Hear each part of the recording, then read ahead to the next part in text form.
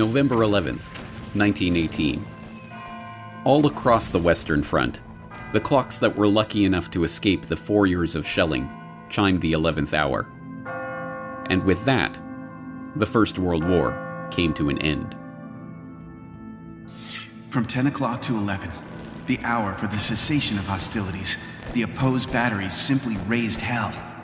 Not even the artillery prelude to our advance in the Argonne had anything on it. To an attempted advance was out of the question. It was not a barrage. It was a deluge. Nothing quite so electrical in effect as the sudden stop that came at 11 a.m. has ever occurred to me. It was 10:60 precisely, and the roar stopped like a motor car hitting a wall. The resulting quiet was uncanny in comparison. From somewhere far below ground, Germans began to appear. They clambered to the parapets and began to shout wildly. They threw their rifles, hats, bandoliers, bayonets, and trench knives toward us. They began to sing. Lieutenant Walter A. Davenport, 101st Infantry Regiment, U.S. Army.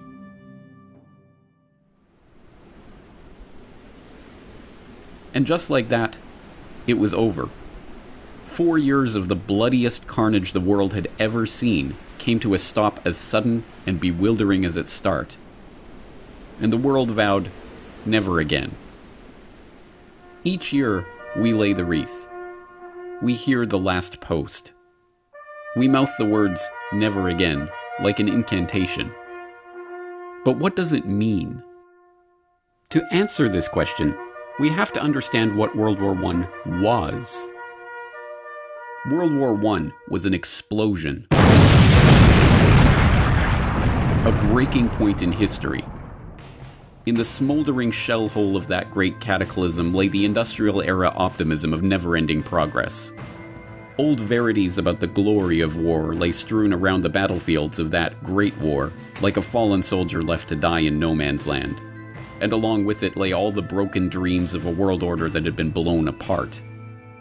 Whether we know it or not, we here in the 21st century are still living in the crater of that explosion, the victims of a First World War that we are only now beginning to understand. What was World War I about? How did it start? Who won? And what did they win? Now, 100 years after those final shots rang out, these questions still puzzle historians and laymen alike.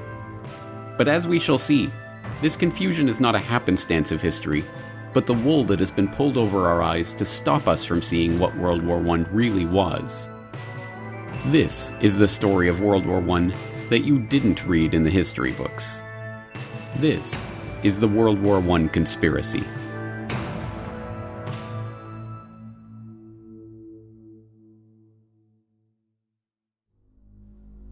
Part 1. To start a war. June 28, 1914. The Archduke Franz Ferdinand, heir to the Austro-Hungarian throne, and his wife Sophie are in Sarajevo for a military inspection. In retrospect, it's a risky provocation, like tossing a match into a powder keg.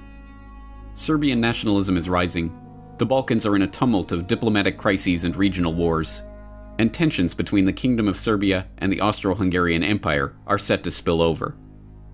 But despite warnings and ill omens, the royal couple's security is extremely lax. They board an open-top sports car and proceed in a 6-car motorcade along a pre-announced route. After an inspection of the military barracks, they head toward the town hall for a scheduled reception by the mayor. The visit is going ahead exactly as planned and precisely on schedule. And then, the bomb goes off.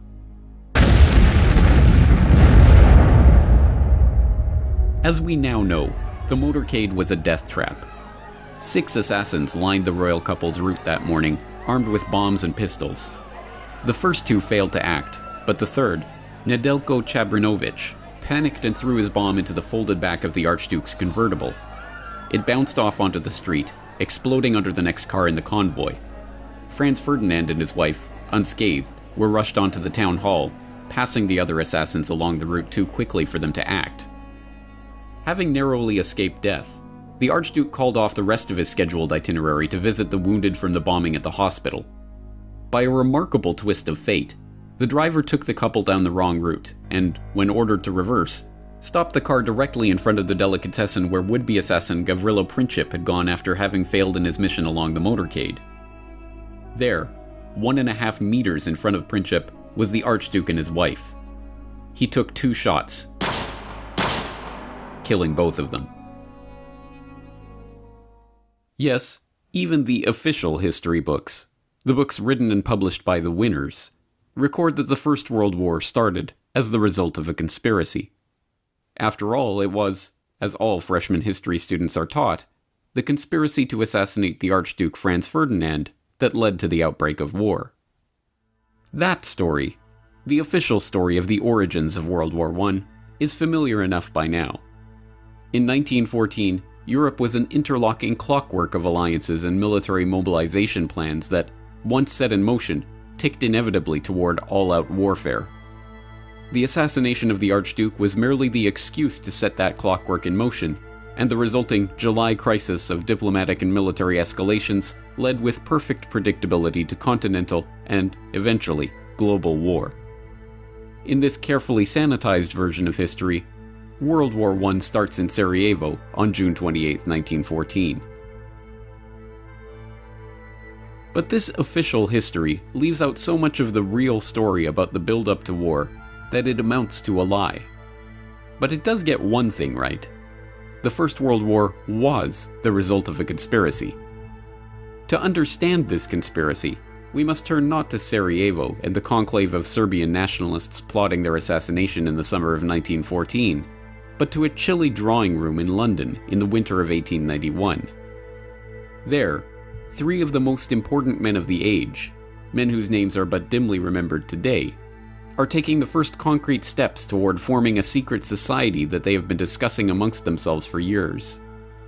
The group that springs from this meeting will go on to leverage the wealth and power of its members to shape the course of history, and, 23 years later, will drive the world into the first truly global war. Their plan reads like outlandish historical fiction. They will form a secret organization dedicated to the extension of British rule throughout the world and the ultimate recovery of the United States of America as an integral part of a British empire. The group is to be structured along the lines of a religious brotherhood. The Jesuit order is repeatedly invoked as a model, divided into 2 circles. An inner circle, called the Society of the Elect, who are to direct the activity of the larger outer circle, dubbed the Association of Helpers, who are not to know of the inner circle's existence. British rule and inner circles and secret societies. If presented with this plan today, many would say it was the work of an imaginative comic book writer. But the 3 men who gathered in London that winter afternoon in 1891 were no mere comic book writers. They were among the wealthiest and most influential men in British society, and they had access to the resources and the contacts to make that dream into a reality. Present at the meeting that day, William T. Stead, famed newspaper editor whose Pall Mall Gazette broke ground as a pioneer of tabloid journalism and whose Review of Reviews was enormously influential throughout the English-speaking world. Reginald Brett, later known as Lord Esher, an historian and politician who became friend, confidant, and advisor to Queen Victoria, King Edward VII, and King George V, and who was known as one of the primary powers behind the throne of his era. And Cecil Rhodes, the enormously wealthy diamond magnate whose exploits in South Africa and ambition to transform the African continent would earn him the nickname of Colossus by the satirists of the day. But Rhodes's ambition was no laughing matter. If anyone in the world had the power and ability to form such a group at the time, it was Cecil Rhodes. Richard Grove, historical researcher and author, tragedyandhope.com. Cecil Rhodes also was from Britain. He was educated at Oxford, but he only went to Oxford after he went to South Africa. He had an older brother. He follows him to South Africa. The older brother was working in the diamond mines, and by the time Rhodes gets there, he's got a setup, and his brother says, I'm going to go off and dig in the gold mines. They just found gold. And so he leaves Cecil Rhodes, his younger brother, who's like in his 20s, with this whole diamond mining operation. Rhodes then goes to Oxford, comes back down to South Africa, with the help of Lord Rothschild, who had funding efforts behind De Beers and taking advantage of that situation. And from there, they start to use there's no other term than slave labor, which then turns in later to the apartheid policy of South Africa. Well, Rhodes was particularly important because in many ways, at the end of the 19th century, he seriously epitomized where capitalism was, where wealth really lay. Jerry Docherty, World War I scholar and co-author of Hidden History, The Secret Origins of the First World War. Rhodes had the money and he had the contact. He was a great Rothschild man, and his mining wealth was literally uncountable. He wanted to associate himself with Oxford because Oxford gave him the kudos of the university of knowledge, of that kind of power. And in fact, that was centered in a very secretive place called All Souls College. Still, you'll find many references to All Souls College and people behind the curtain and such phrases, power behind thrones. Rhodes was centrally important in actually putting money up in order to begin to gather together like-minded people of great influence. Rhodes was not shy about his ambitions, and his intention to form such a group were known to many. Throughout his short life, Rhodes discussed his intentions openly with many of his associates who, unsurprisingly, happened to be among the most influential figures in British society at that time. More remarkably, this secret society, which was to wield its power behind the throne, was not a secret at all. The New York Times even published an article discussing the founding of the group in the April 9, 1902 edition of the paper, shortly after Rhodes's death. The article, headlined "Mr. Rhodes's Ideal of Anglo-Saxon Greatness," and carrying the remarkable subhead, "He believed a wealthy secret society should work to secure the world's peace and a British-American federation," summarized this sensational plan by noting that Rhodes's idea for the development of the English-speaking race was the foundation of a society copied, as to organization, from the Jesuits. Noting that his vision involved uniting the United States Assembly and our House of Commons to achieve the peace of the world, the article quotes Rhodes as saying, "The only thing feasible to carry out this idea is a secret society gradually absorbing the wealth of the world." This idea is laid down in black and white in a series of wills that Rhodes wrote throughout his life. Wills that not only laid out his plan to create such a society and provided the funds to do so, but, even more remarkably, were collected in a volume published after his death by co-conspirator William T. Stead. Rhodes also left his great deal of money, not having any children, not having married, dying at a young age, left it in a very well-known last will and testament, of which there were several different editions, naming different benefactors, naming different executors. So in 1902, Cecil Rhodes dies. There's a book published. It contains his last will and testament. The guy who wrote the book, William T. Stead, was in charge of a British publication called the Review of the Reviews. He was part of Rhodes's roundtable group. He at one time was an executor for the will. And in that will, it says that he laments the loss of America from the British Empire and that they should formulate a secret society with the specific aim of bringing America back into the empire. Then he names all the countries that they need to include in this list to have world domination, to have an English-speaking union, to have British race as the enforced culture on all countries around the world. The will contains the goal. The goal is amended over a series of years and supported and used to gain support. And then by the time he dies in 1902, there's funding, there's a plan, there's an agenda, there's working groups, and it all launches and then takes hold. And then not too long later, you've got World War I.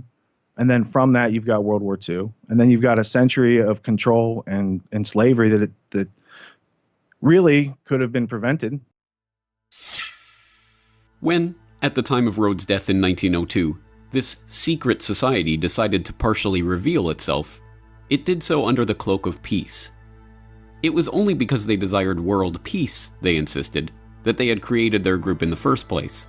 and only for the noblest of reasons that they aimed to gradually absorb the wealth of the world.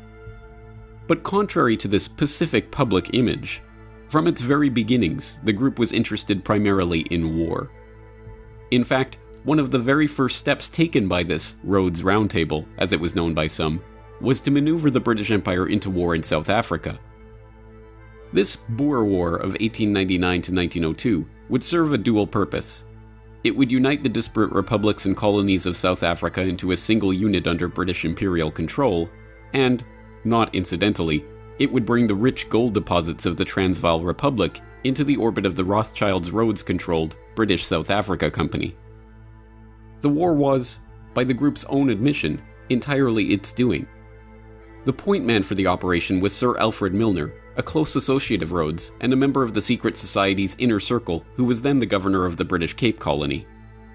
Although largely forgotten today, Alfred Milner, later First Viscount Milner, was perhaps the most important single figure in Britain at the dawn of the 20th century.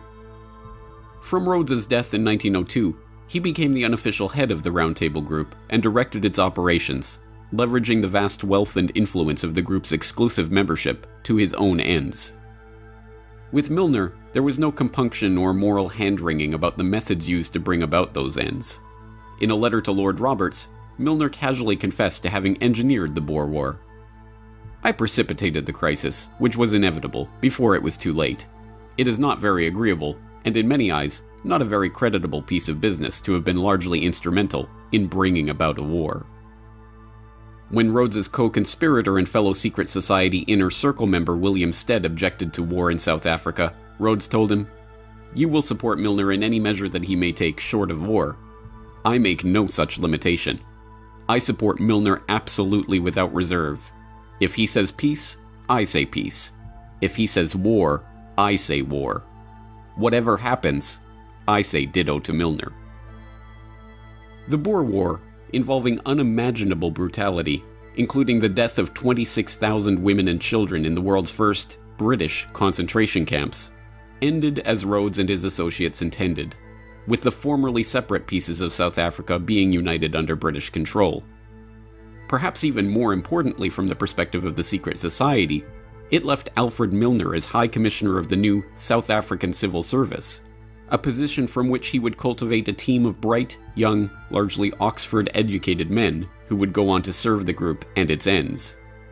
And from the end of the Boer War onward, those ends increasingly centered around the task of eliminating what Milner and the Round Table perceived as the single greatest threat to the British Empire: Germany. So in the start, it was influence, people who could influence politics, people who had the money to influence statesmen, and the dream of actually crushing Germany. This was the basic mindset of this group as it gathered together. Germany. In 1871, the formerly separate states of modern-day Germany united into a single empire under the rule of Wilhelm I. The consolidation and industrialization of a united Germany had fundamentally changed the balance of power in Europe. By the dawn of the 20th century, the British Empire found itself dealing not with its traditional French enemies or its long-standing Russian rivals for supremacy over Europe, but the upstart German Empire. Economically, technologically, even militarily, if the trends continued, it would not be long before Germany began to rival and even surpass the British Empire.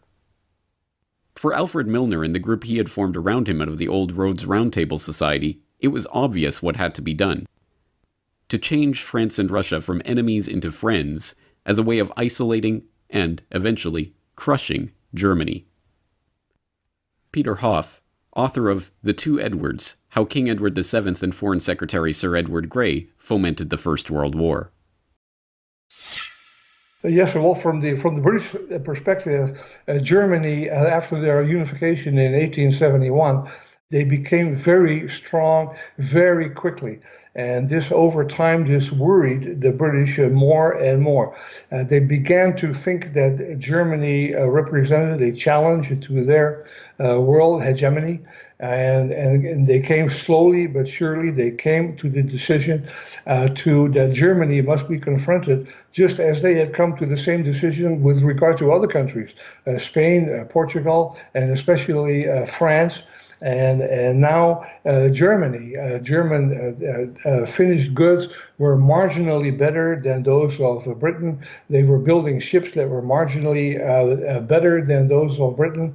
And all of this, British leaders slowly came to the decision that Germany needed to be confronted while it was still possible to do so. It might not be possible to do so if they waited too long. And so this is how the decision crystallized. Germany, I think that Britain might possibly have accepted the German ascendance, but they had something that was close at hand. Then that was the Franco-Russian alliance, and they thought if they could hook in with that alliance, then they had the possibility of defeating Germany quickly and without too much trouble. And that is basically what they did. But crafting an alliance with two of Britain's biggest rivals and turning public opinion against one of its dearest continental friends was no mean feat. To do so would require nothing less than for Milner and his group to seize control of the press, the military, and all the diplomatic machinery of the British Empire. And so that's exactly what they did. The first major coup occurred in 1899, while Milner was still in South Africa launching the Boer War. That year, the Milner Group ousted Donald Mackenzie Wallace, the director of the Foreign Department at the Times, and installed their man, Ignatius Valentine Schirall. Schirall, a former employee of the Foreign Office with inside access to officials there, not only helped to ensure that one of the most influential press organs of the empire would spin all international events for the benefit of the secret society, but he helped to prepare his close personal friend, Charles Harding, to take on the crucial post of ambassador to Russia in 1904, and, in 1906, the even more important post of permanent undersecretary at the Foreign Office. With Harding, Milner's group had a foot in the door at the British Foreign Office. But they needed more than just their foot in that door if they were to bring about their war with Germany. In order to finish the coup, they needed to install one of their own as Foreign Secretary. And, with the appointment of Edward Grey as Foreign Secretary in December of 1905, that's precisely what happened. Sir Edward Grey was a valuable and trusted ally of the Milner Group. He shared their anti-German sentiment and, in his important position of Foreign Secretary, showed no compunction at all about using secret agreements and unacknowledged alliances to further set the stage for war with Germany. Well, he became a Foreign Secretary in 1905, I believe, and the Foreign Secretary in France was, of course, Delcasse. And Delcasse was very much anti-German and very passionate about the recovery of Alsace-Lorraine. And so he and the king hit it off very well together. And Edward Grey shared this anti-German feeling with the king, as I explained in my book, how he came to have that attitude about Germany. But in any case, he had the same attitude with the king. They worked very well together. And Edward Grey very freely acknowledged the heavy role that the king played in British foreign policy. And he said that this was not a problem because he and the king were in an agreement on most issues, and so they worked very well together.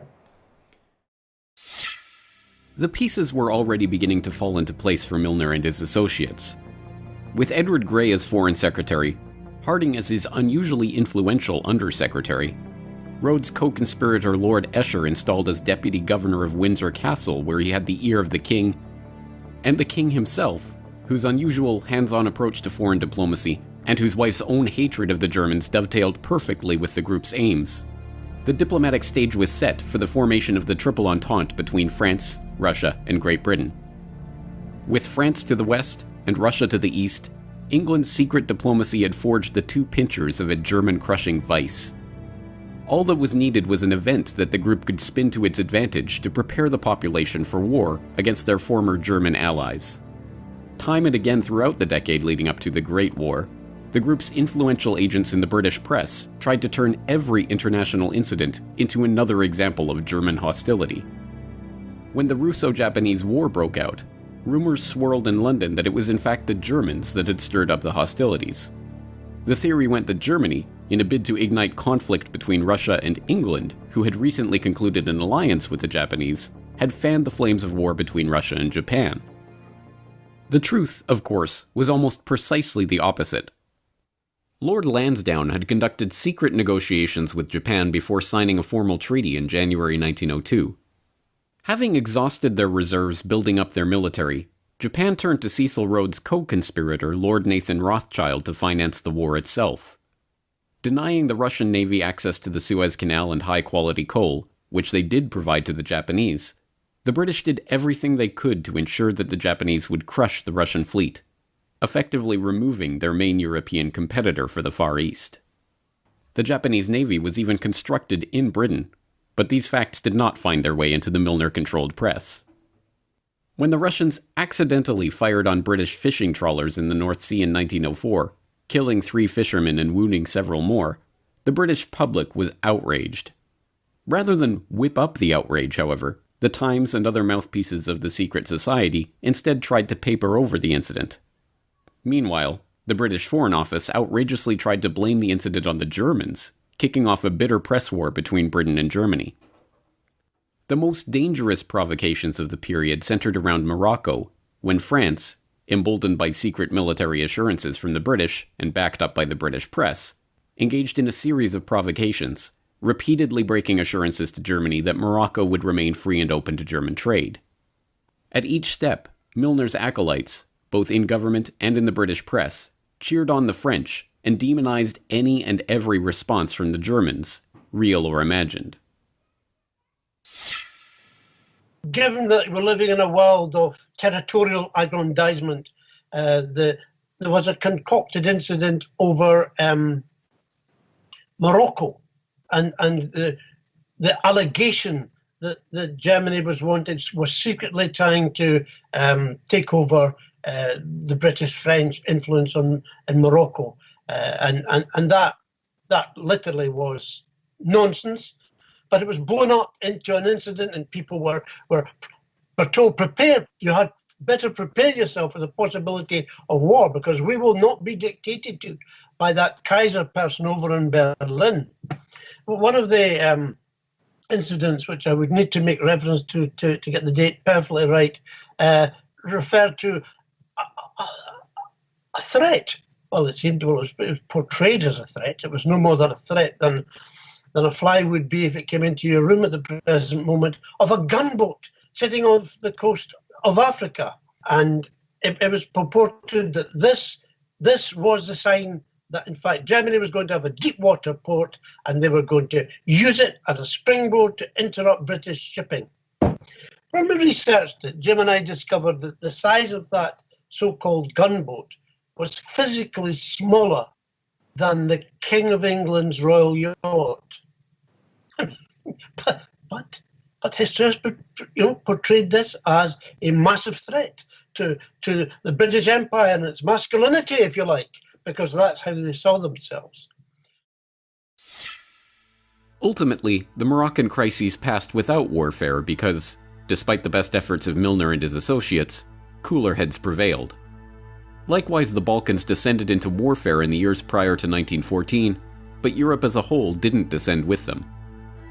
But, as we well know, the members of the Round Table in the British government, in the press, in the military, in finance, in industry, and in other positions of power and influence eventually got their wish. Franz Ferdinand was assassinated, and within a month, the trap of diplomatic alliances and secret military compacts that had been so carefully set was sprung. Europe was at war. In retrospect, the machinations that led to war are a masterclass in how power really operates in society. The military compacts that committed Britain, and ultimately the world, to war had nothing to do with elected parliaments or representative democracy. When Conservative Prime Minister Arthur Balfour resigned in 1905, deft political manipulations ensured that members of the Round Table, including Herbert Henry Asquith, Edward Grey, and Richard Haldane, 3 men who Liberal leader Henry Campbell Bannerman privately accused of Milner worship, seamlessly slid into key posts in the new Liberal government and carried on the strategy of German encirclement without missing a step. In fact, the details of Britain's military commitments to Russia and France, and even the negotiations themselves, were deliberately kept hidden from members of Parliament and even members of the cabinet who were not part of the secret society. It wasn't until November 1911, a full 6 years into the negotiations, that the cabinet of Prime Minister Herbert Henry Asquith started to learn the details of these agreements that had been repeatedly and officially denied in the press and in Parliament. This is how the cabal functioned: efficiently, quietly, and, convinced of the righteousness of their cause, completely uncaring about how they achieved their ends. It is to this clique, not to the doings of any conspiracy in Sarajevo, that we can attribute the real origins of the First World War, with the 9 million dead soldiers and 7 million dead civilians that lay piled in its wake. But for this cabal, 1914 was just the start of the story. In keeping with their ultimate vision of a united Anglo-American world order, the jewel in the crown of the Milner Group was to embroil the United States in the war, to unite Britain and America in their conquest of the German foe. Across the Atlantic, the next chapter in this hidden history was just getting underway. Next time on the World War I Conspiracy. It would be folly for this country to sacrifice itself to the frenzy of ancient hatred. This is false history. It's not even acceptable to call it fake news. It's just disgusting. Things that could have been avoided but were let happen, made sellable by Wilson to the public. Inside the White House, President Woodrow Wilson conferred with advisors, then signed the proclamation of war against Germany.